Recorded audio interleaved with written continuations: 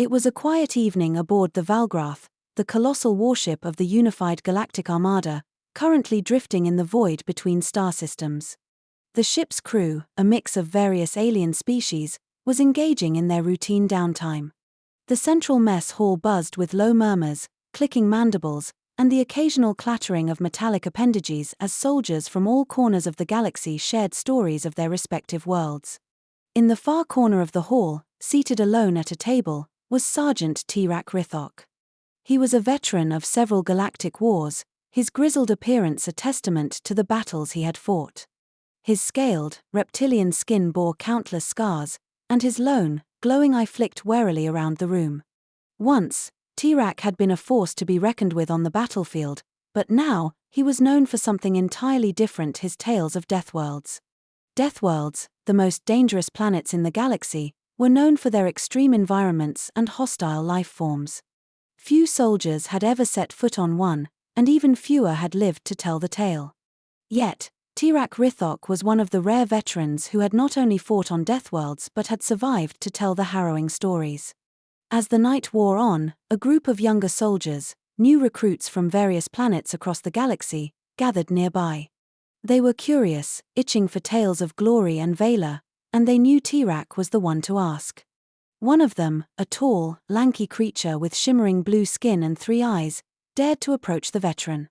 "Sergeant Tirak," the soldier said hesitantly, his voice a mix of awe and fear, "we've heard rumors that you've fought on Deathworlds. Could you tell us one of your stories?" The mess hall fell silent.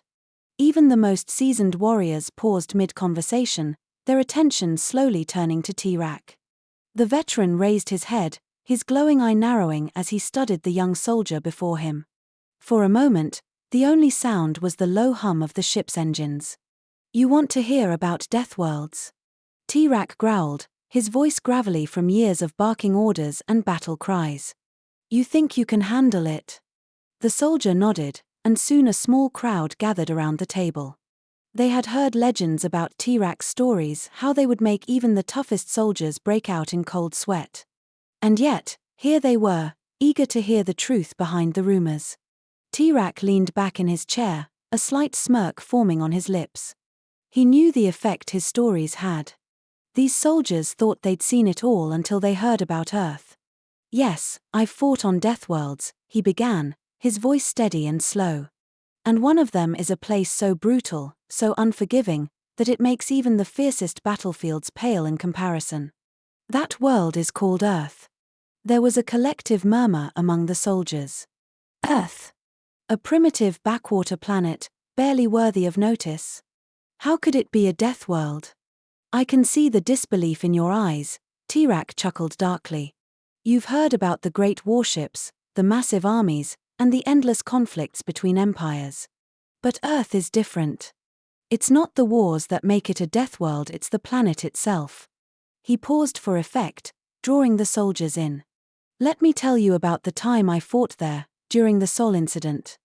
It was supposed to be a simple reconnaissance mission: scout the planet, assess the human threat, and return to command. What we didn't know was that Earth was unlike anything we'd ever encountered." Tirak's lone eye glowed brighter as he recalled the memories. "The first thing you need to understand about Earth is the gravity. It's insane. The moment we landed, I felt it, this crushing force trying to pull me down, making every step feel like I was dragging a boulder. And the humans? They're adapted to it. They walk, they run, they fight as if the planet isn't constantly trying to grind them into the dirt."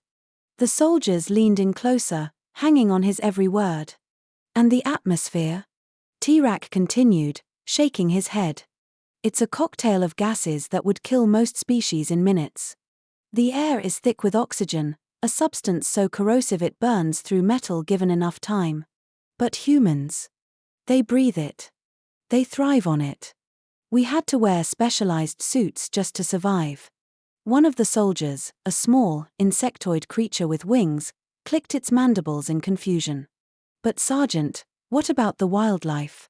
Surely it wasn't that dangerous?" Tirak's smirk widened. "Oh, the wildlife. You have no idea. Earth is teeming with creatures that should not exist. I've seen creatures with venom so potent it can kill within seconds. Predators with teeth like daggers, moving faster than anything I've encountered in the galaxy. And then there's the weather. He paused, letting the suspense build. One day, we were caught in a phenomenon they call a hurricane. Imagine a storm so powerful it can tear buildings from the ground, with winds that can throw tanks like toys. The sky turned black, and the rain it was like being pelted with shards of ice. Lightning struck the ground with such force, we thought the planet itself was cracking open. And yet, the humans. They've built cities in the path of these storms. They live through them, rebuild, and go on with their lives as if it's just another day. The soldiers' eyes widened in disbelief. The idea of living in such a place, where nature itself seemed to be a relentless enemy, was beyond comprehension. But the humans, T-Rex said, his voice lowering to a near whisper, they're the real danger. They may not be the strongest species in the galaxy, but they're resourceful, adaptable, and worst of all, they never give up. I saw them fight with nothing but their bare hands against enemies twice their size. I saw them turn scraps into weapons, using the planet's very environment against us. They don't fear death. They expect it. He leaned forward, locking eyes with the soldiers. That's what makes Earth a death world. It's not just the gravity, the atmosphere, the predators, or the weather. It's the humans themselves. They've been forged in the fires of that hellish planet, and they've learned to survive no matter the cost. There was a long, heavy silence after T-Rex finished speaking. The soldiers looked at one another, their faces pale, their previous bravado shattered. None of them had ever imagined such a place could exist, let alone that a species as seemingly fragile as humans could thrive there.